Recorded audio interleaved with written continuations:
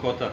Di 55 kota? Iya. Berarti kalau dijumlahkan totalnya berapa Bi? Kan 325 outlet. Wow, luar biasa teman-teman. Jadi dalam waktu setahun lebih ya? Setahun 2 bulan. Setahun 2 bulan sudah sebanyak 325 outlet.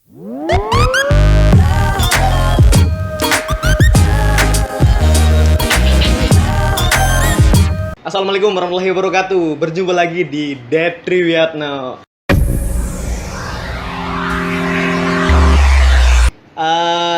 Itu tadi perjalanan Abi. Kalau boleh tahu nih Bu, belum ada yang panggil Ibu. Ada panggil Abi, Turki, Mustafa, Muhammad, udah semua. Ibu belum. Kepleset. Kepleset lidah gue. Ulang. Ntar dipotong. Gak apa-apa, gak usah potong Pak.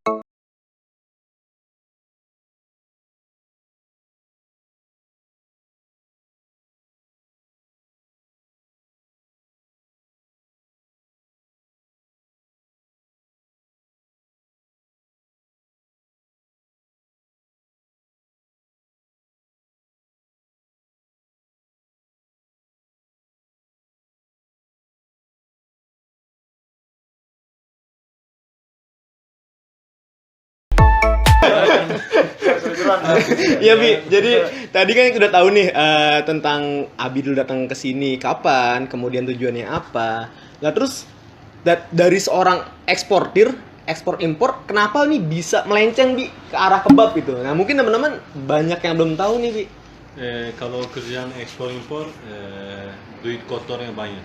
Yes. Duit kotor, mungkin kamu mau barang itu masukin ke negaranya, kamu harus pajak ya, iritin atau apa gitu, baru bisa, karena Cina sampai atau Indonesia sampai Turki kan jarak jauh. Kadang-kadang biaya perjalanannya atau pajaknya lebih mahal daripada barang, dan kadang-kadang pemerintah gak bisa izinin barang itu masuk. Jadi kalau ekspor impor ini agak duitnya agak beda, atau kita kasih orang duit biar barang kita masukin gitu-gitu. Karena di Turki peraturan sendiri impor ekspor berat banget Pak. Berat, apalagi mau impor dari Cina. Jadi menurut saya agak kurang berkah dan risiko terlalu besar. Risikonya besar ya. Contoh kita ambil barang satu kapal ya, satu kapal impor ke Turki. Pemerintah bilang barang ini gak bisa masuk, buang, hancur. Ini kan risiko besar banget. Saya selalu mikir kalau waktu bisnis ini ada risiko besar Pak. Ini agak kita paksa. Sebenarnya sih gak harus paksa untuk cari nafkah. Kalau bisa di ruang halal dan kita hanya berusaha aja, karena untuk Allah hanya bilang kun fayakun, usaha itu bisa kembang. Dan orang-orang terkaya di dunia, orang-orang termiskin di dunia, ini semua yang kasih rezekinya Allah. Kita kenapa sih ragu Allah gak kasih rezeki? Ya itu aja, kita harus uang masuk ke kita harus itu halal, cara hidup kita harus sesuai, ya gitulah. Kenapa sih Allah gak bantu kita? Ya. Jadi intinya ya tadi ya, memperbaiki kualitas hidup dengan jalan yang memang betul berkah.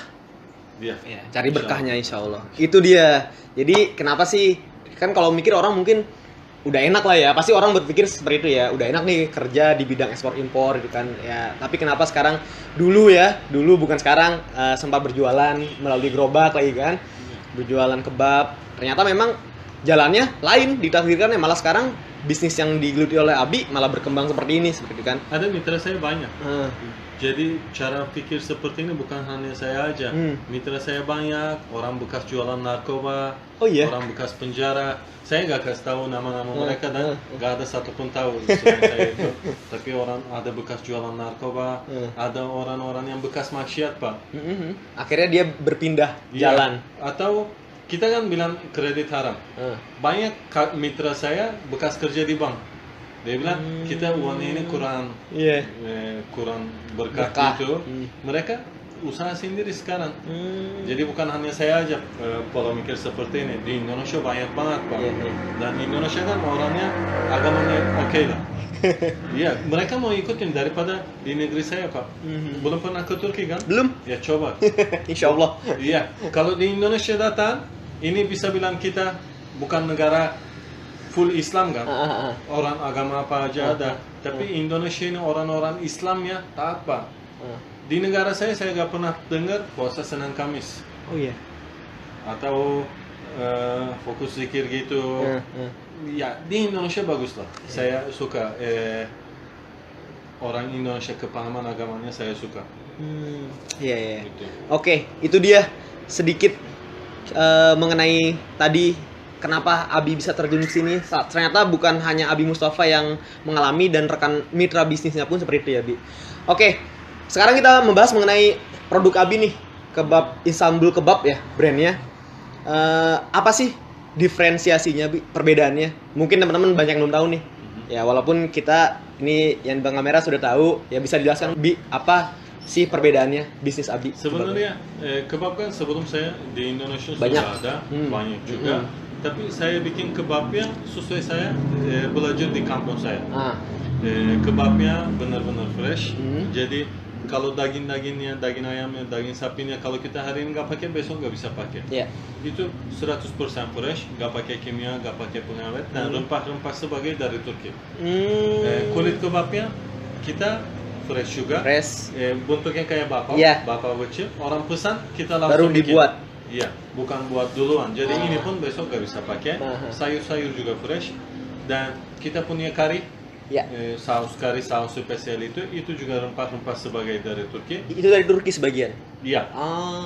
Dan gitu beda Beda ya? sendiri. Ya jadi memang Kita coba kebab yang lain ya. Jangan nanti ada salah pahaman. Saya coba kebab makan kebab merek-merek Iya, yang iya, lain. merek lain. Oke semua.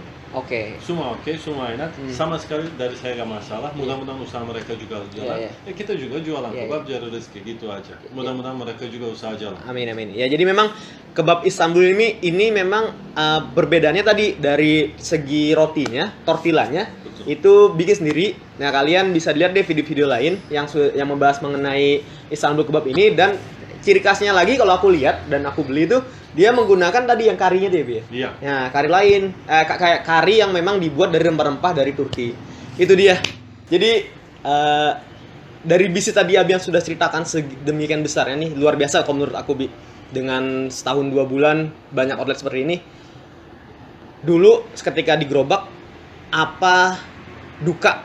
Kalau suka mungkin orang sudah lihat lah ya, misalnya nanti keberhasilannya. Kalau dukanya dulu apa? Abi itu apa, Bi? Ketika berjalan di gerobak, Bi? Banyak. Banyak. Saya waktu dagang di gerobak, saya kan boleh. Yes. Anak-anak kadang mau bercanda apa-apa, mereka ledekin saya boleh-boleh gembel. Terus? Itu sebenarnya bikin sakit hati. Sakit Sekarang hati, ya? kita dengar lucu, tapi waktu terasa kalau mikir sakit hati. Sakit hati digituin ya. Terus? Tapi tetap gak apa-apa, kita harus berusaha. Kesusahan Uang.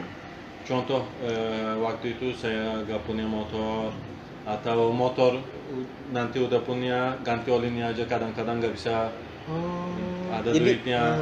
Atau untuk anak istri saya pengen yang beli sesuatu yang bagus untuk mereka. Tapi saya gak bisa beli. Atau ada orang-orang yang saya sebenarnya pengen banget bantu, dan karena kesusahan ekonomi saya gak bisa bantu. Ini untuk saya penting banget semuanya. Itu dia. Oke, tadi kisah sedihnya, kisah apa kesusahannya Abi ketika dulu berjualan. Nah sekarang, Bi, mungkin teman-teman banyak yang pada pengen tahu nih, ketika sekarang sudah boom, boleh nggak, Bi, dibisikin ke aku kira-kira nih satu outlet apa semua outlet ya? Sekarang satu outlet aja di sini aja nih di pusat, itu per bulan sudah bisa berapa, Bi? Kalau boleh tahu, kalau nggak apa-apa. 200 juta. 200 juta itu bruto? Enggak, ada modalnya juga. Oh iya, Kalau kotor ya? Untung semua 200. Oh berarti itu masih ada modal, jadi kotor ya? Jadi keuntungan Tapi kotor. alhamdulillah daripada dulu. Sekarang memang saya bukan orang kaya banget. Iya. Masukannya lumayan. Itu aja. Lumayan ya. Bukan full kaya ya. Iya. Tapi setidaknya ini agar menjadi motivasi juga, Bi, kan? Iya. Ya, jadi setidaknya satu order segitu, kali hitung aja tuh, kalian hitung punya yang gerobakan berapa? Gerobakan berapa kali 300 sekian tadi. Oke, jadi banyak lah nolnya ya. Bi, bisa sebagai penutup nanti mungkin bisa diberikan kepada yang baru mau berbisnis wejangan lah, atau sepatah dua patah kata mengenai gimana sih kalau mau mulai berbisnis itu seperti apa, teman-teman. Mungkin teman-teman kita nih banyak di sana anak-anak muda terutama, itu sangat termotivasi Bi dari kisah sukses Abi. Nah, dia baru pengen mulai nih. Itu bagaimana? Mungkin Abi bisa menceritakan atau memberikan pesan-pesan Bi. Sebenarnya orang Indonesia emang mau mereka buka usaha, contoh dia kerja pun mau sambilan kerja lain ya kan, kayak Mas contohnya kerja juga tapi ada kerjaan lain juga. Orang mau ada pemasukan tambahan, mereka karena itu mau usaha. Orang-orang kerja kantoran atau apapun, mereka mau usaha.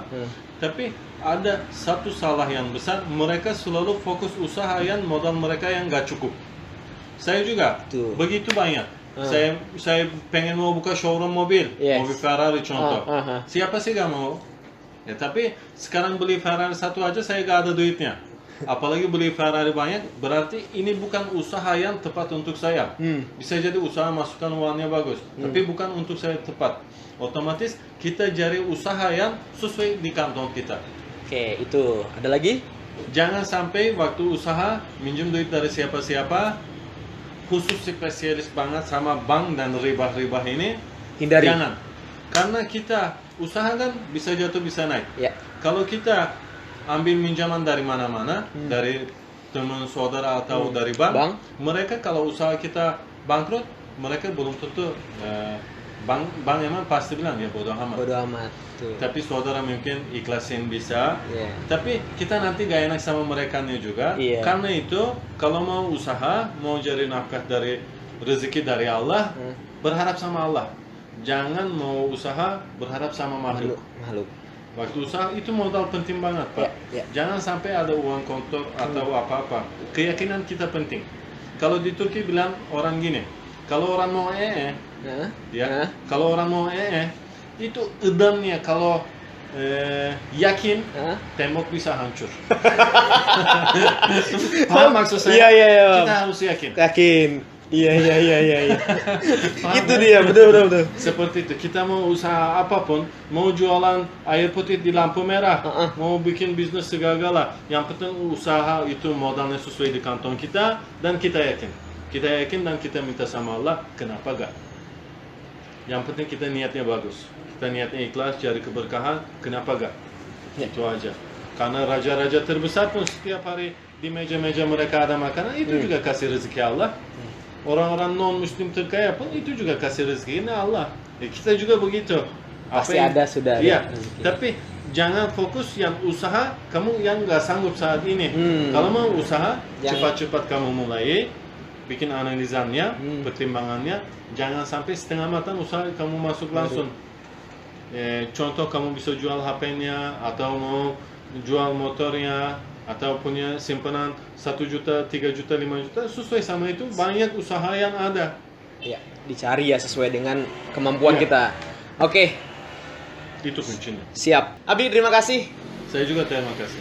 Di akhir pesan ini, jadi kalau di akhir segmen ini, kalau teman-teman yang berminat untuk bermitra dengan Istanbul Kebab, boleh ya, Bi? Boleh hubungi nomor admin kita di Instagram Istanbul Kebab Turki. Di sono kita cantumin nomor admin. Boleh dari sono.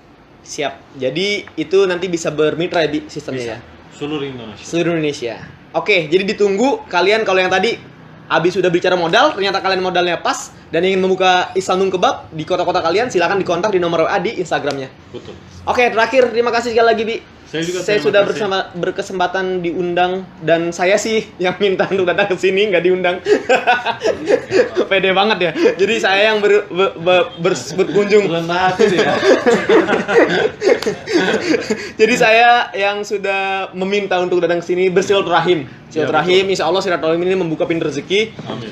Ya kan, sehat-sehat selalu, dijaga protokol kesehatannya. Mudah-mudahan kita diberikan banyak rezeki oleh Allah Subhanahu wa taala dan dapat berjumpa lagi nanti di video-video berikutnya. Jangan lupa buat yang belum subscribe, silahkan di subscribe. Terima kasih, sampai jumpa. Dadah. Assalamualaikum, Bi. Waalaikumsalam.